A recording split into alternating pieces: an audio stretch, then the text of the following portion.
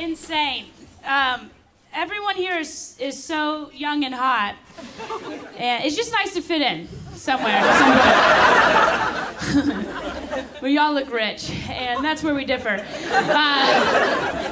I don't know. I've had a lot of life decisions that led me to this point, and I do shows every night, and after every show I go and I sit in my car and I pull down that little mirror and I look at myself in the mirror and I say, Katherine, you're so cute. You could have sold medical equipment.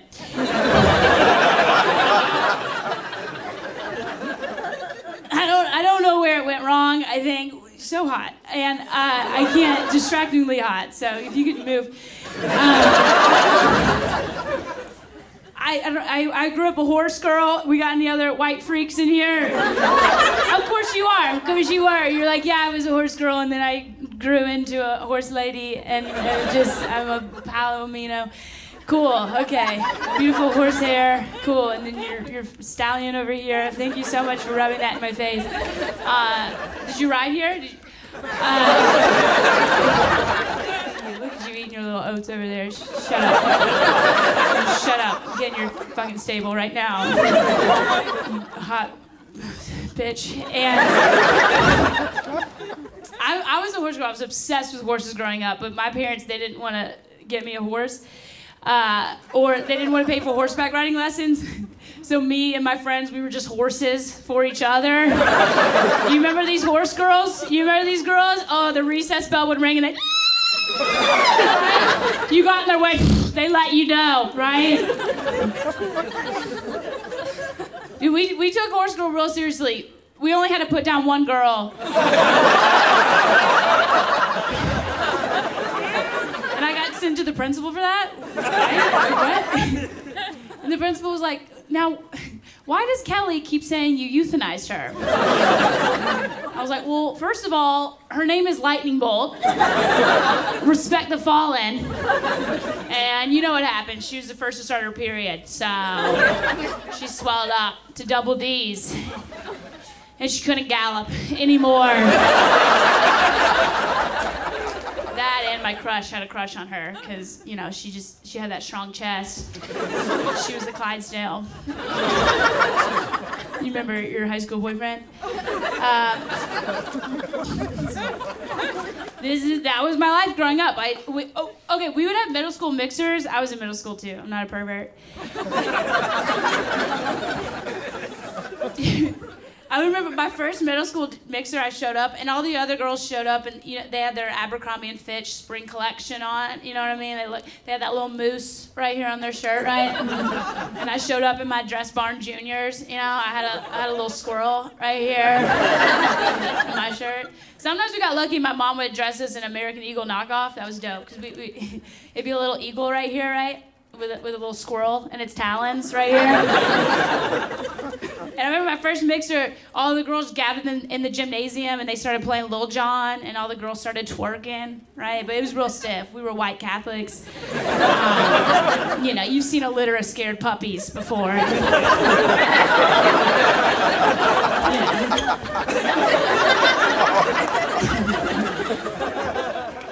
It was my first time seeing what twerking was. I'd never seen it. The only other dance I'd been to before that was a father-daughter dance.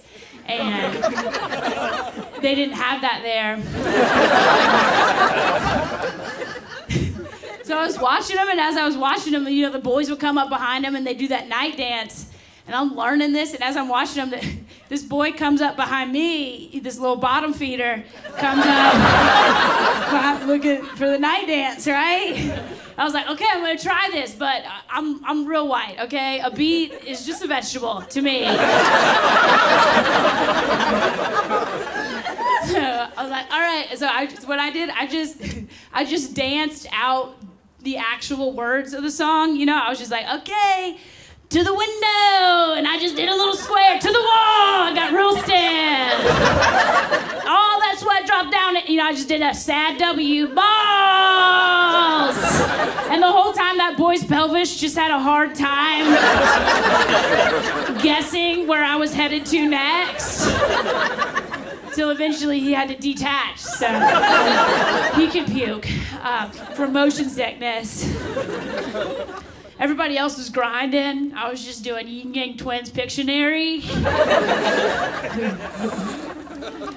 Somebody one time was like, "You were interpretive dancing." I was like, "No, I was interruptive dancing." I interrupted that young man's boner. I grew up Catholic. I only date Catholics. This is why. I was dating a guy in college one time, and he took me to meet his older sister, and I thought she was real cool because she was real cool. And I was real new. Like I was green. I'd never done a drug before in my life. And we get there, and she's like, "Y'all drove a long way. You want to hit this bowl?" I was like, "Yeah, I'm starving." I was like, "What kind of chia seeds is this?" And she was like, "It's marijuana." And I was like, "Oh man, I wish I could, but I just did a lot of melatonin." And as you can see, because my hands are melting. And she goes, "Oh, don't worry, girl, I got you. I'll shotgun you." Right? And I was like, "Oh, I know we're just mad, but I'm good. I'm kind of liberal." And nevertheless, she persisted. And so, if you don't know what shotgunning is, it's because you're a nerd. You know, she just made the chamber with her hands, right? My mouth on one end, her mouth on the other, and then she took a sip right from the devil's teeth, right? And then into my mouth, she just blew just a gust of witchcraft, and I passed out. And a lot of people say when they thought they died, they saw the light. I didn't see the light, but I thought I died because I woke up in the Catholic church that I'd grown up in. I was wearing my Catholic school uniform. It was the dirty part. And the only other person in the church was Jesus. And I knew that he'd just seen me doing drugs because he was looking at me so disappointed. You know, he was just like...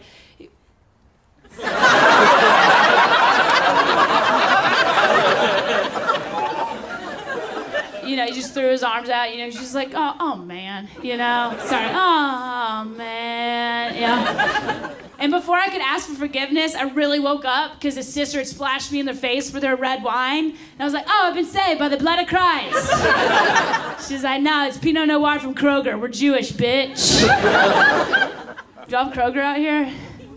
No? No, y'all don't know what I'm talking about? Cool. Well, it's the poor grocery store. I'm from the South. My parents are cousins. And that actually is true. I took one of those tests. I was like, "Dad, why is mom's cousin on your side?" And he was like, "Eat your meatloaf." And this is true. I did find that out. I was upset when I found out. I should tell you that. And I wasn't mad that it happened. I do not blame my parents. They were very young when they met. It was puppy love, same litter. Dude, I was just mad. I didn't find out until I was 26 years old. I was like, yo, I could have used this when I was younger. You know, imagine the scholarships I could have gotten. I didn't know I was diverse, you know? I just wish I would have known for this one situation, like this, it was always like, remember when it was like elementary school and you go to your first day of class and the teacher would be like, "Okay guys, it's our first day, let's all get to know each other," right? And she'd be like, "Go around and tell us your name and tell us an interesting fact." You know, and I didn't know I was special. I was like, "I don't know, we got 2 gerbils, we can't find one, my dad has eczema." You know, I didn't have anything cool. There was always those kids that couldn't wait to be called on. I remember one time this kid raised his hand. He was like, "I'm bilingual," and we were in Kentucky, so we didn't know what that meant. But we knew he was a spy. I just wish I could have been like, "Oh yeah? Well, my cousin is me."